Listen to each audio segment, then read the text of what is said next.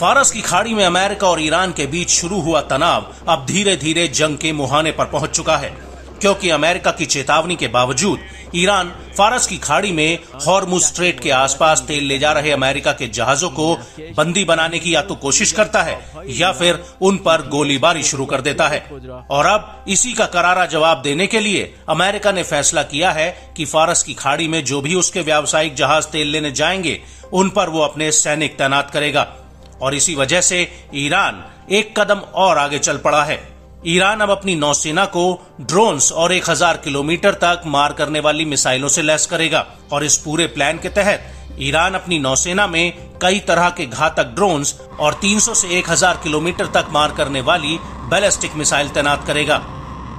आपको बता दें कि यह जानकारी ईरानी सेना के ब्रिगेडियर जनरल अबोल्फाजी शेकारची ने दी है।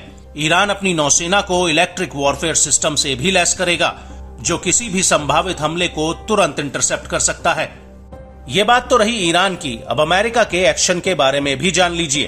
अमेरिका ने हाल ही में फारस की खाड़ी में अपने कई कमर्शियल जहाज भेजे हैं और इन व्यावसायिक जहाजों की सुरक्षा के लिए बाइडेन ने A-10 थंडरबोल्ट 2 वॉरप्लेन्स, कई लड़ाकू विमान F-16 और F-35 के बेड़े, guided missile destroyer USS Thomas Hunter, परमाणु क्षमता से लैस फ्लोरिडा पनडुब्बी और 3 एम्फीबियस असॉल्ट शिप भेजे हैं, जिनके साथ हजारों अमेरिकी सैनिक भी हैं।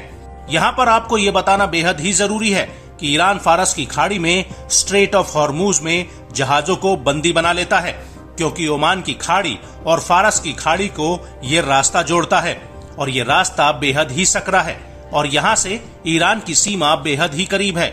और बड़ी बात यह है कि पूरी दुनिया के कच्चे तेल और तेल उत्पादों का 5वां हिस्सा यहीं से होकर गुजरता है और यही रास्ता फारस की खाड़ी से खुले महासागर तक जाने का एक खुला समुद्री रास्ता है।